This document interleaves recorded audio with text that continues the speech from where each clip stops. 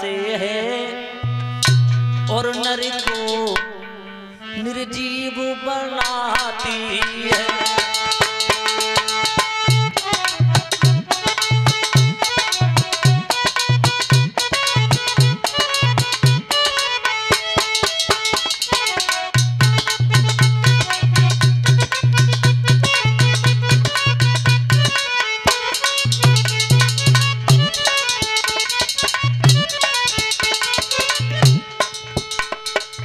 ये कवि अपने शब्दों में लिख रहा है, चिंता और चिता में सिर्फ एक ही बिंदु का फर्क होता है।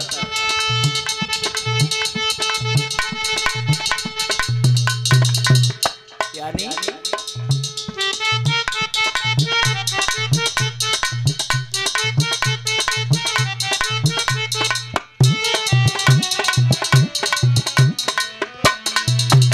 पंडित जी, ये चिंता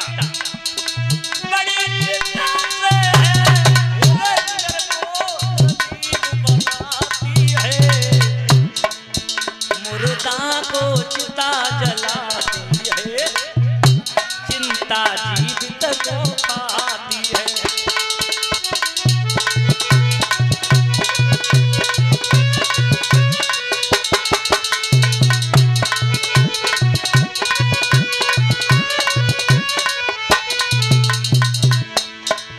देखिए, चिंता और चिता में सिर्फ एक ही बिंदु का फर्क होता है।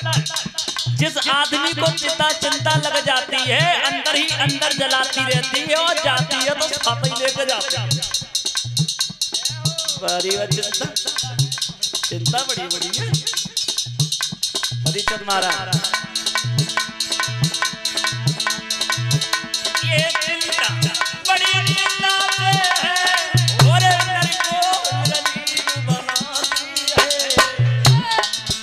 मुर्दा को चिता जलाती है, चिंता जीवित को खाती है।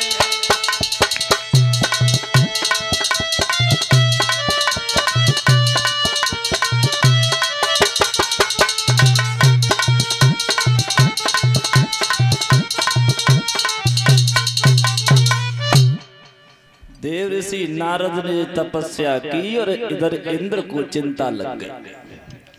हो सकता है कि देव ऋषि नारद तपस्या इसलिए कर रहे हो कि हो सकता है कि हमारा इंद्रासन छीनना चाहते हो।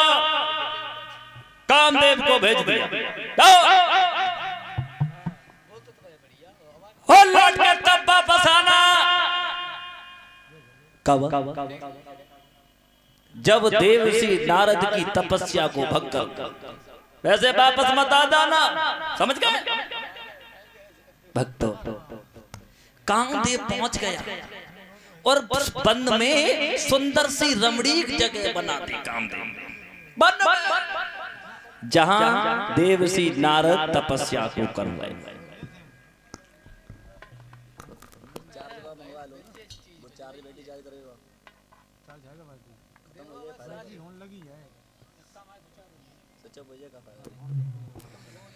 देव ऋषि नारद की तपस्या भंग करने के लिए अब कामदेव एड़ी से चोटी तक ताकत लगा रहा है।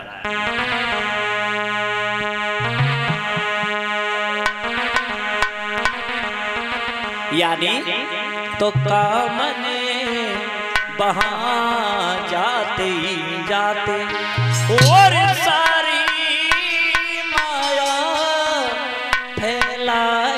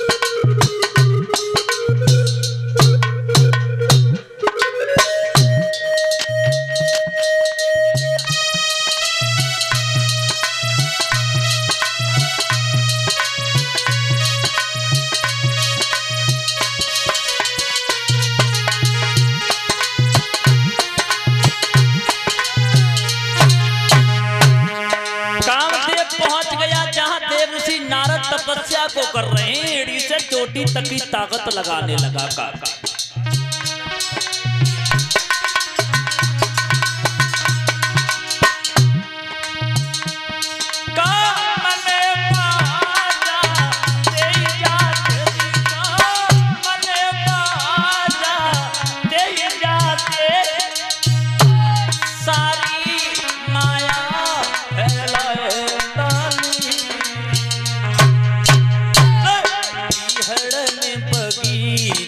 खिला दिया सावन तो पसंद तो बनाएगा।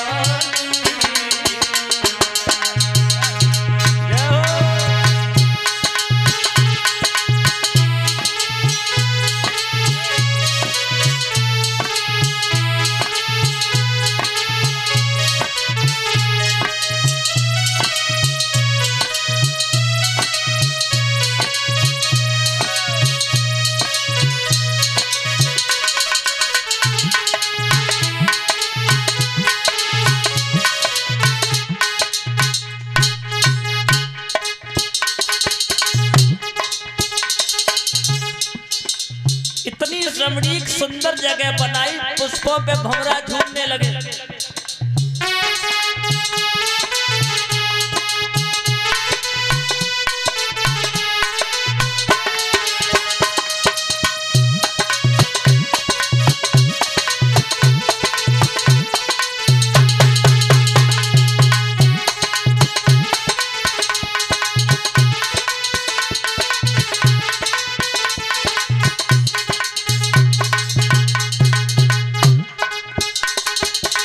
यानी हुआ ऐसा भक्तों, अब गंधर्व के बाजे बजने लगे, गंधर्व के बाजे बजने लगे, परियां वहां पे लहराती है, मीठी मीठी झनकारों से कुछ मधुर शब्द गुनगुनाती है।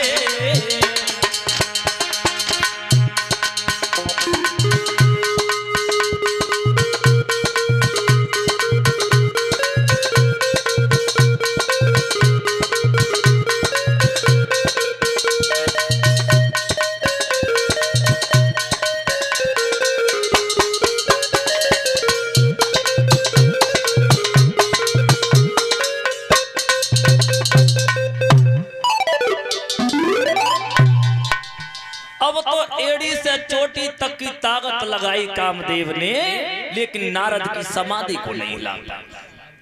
नारद ने दोनों हाथ जोड़े, वो कामदेव ने दोनों हाथ जोड़े और कहा, देव ऋषि नारद मुझे क्षमा करना, मुझसे बहुत बड़ी गलती हो गई, लेकिन मुझे तो देवराज इंद्र ने भेजा इसलिए मैं चला।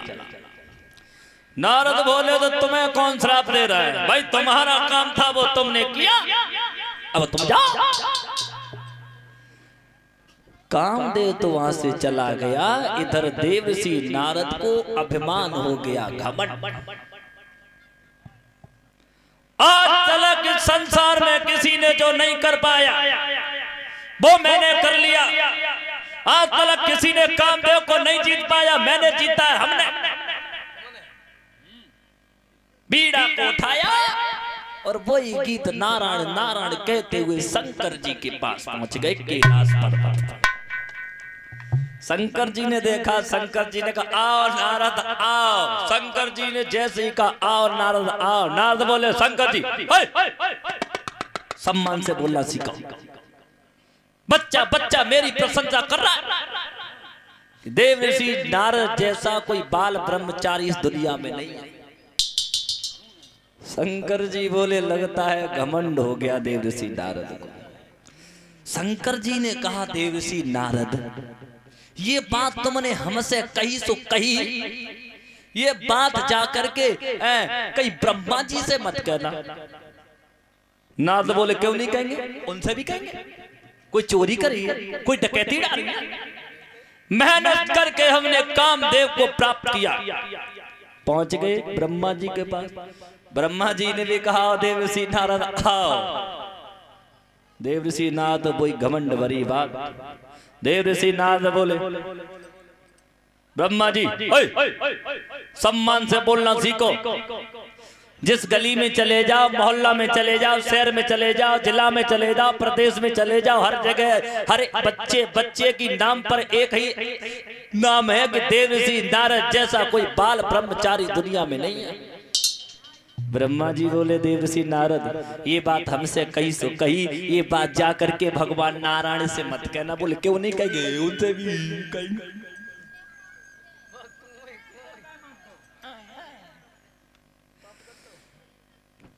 घमंड में फूले हुए नारद भगवान नारायण के पास पहुंचे। नारायण ने कहा देव ऋषि नारद आओ। देव ऋषि नारद बोले बाओ थोड़ा सम्मान से बोलना सीख। मतलब ये मैंने कामदेव को प्राप्त किया, हाथ तक संसार में किसी ने कामदेव को प्राप्त नहीं कर पाया, हमने किया। और सम्मान से बोलना सीखो। भगवान सोच लगे नारद को ही घमंड हो गया तो आगे चल के इस दुनिया में क्या होगा। कहा शंकर जी ने मना किया था भक्तों,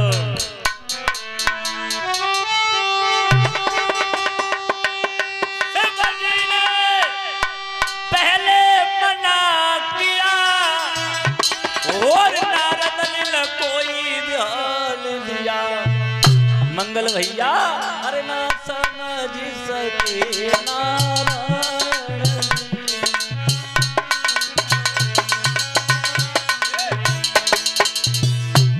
ना समझ सके नारायण जी इतना भारी अभिमान किया, ना समझ सके नारायण जी।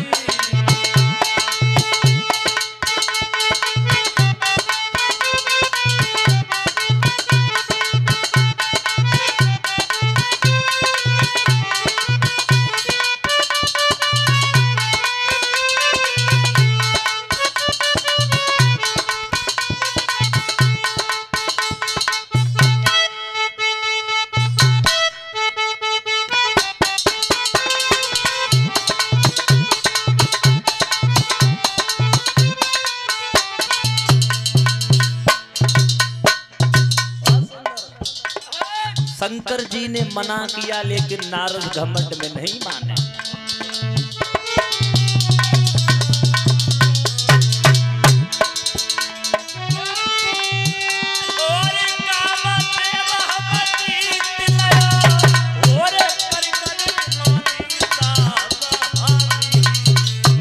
आखिर तो क्षमा मांगी हमसे, नहीं तुम सा कोई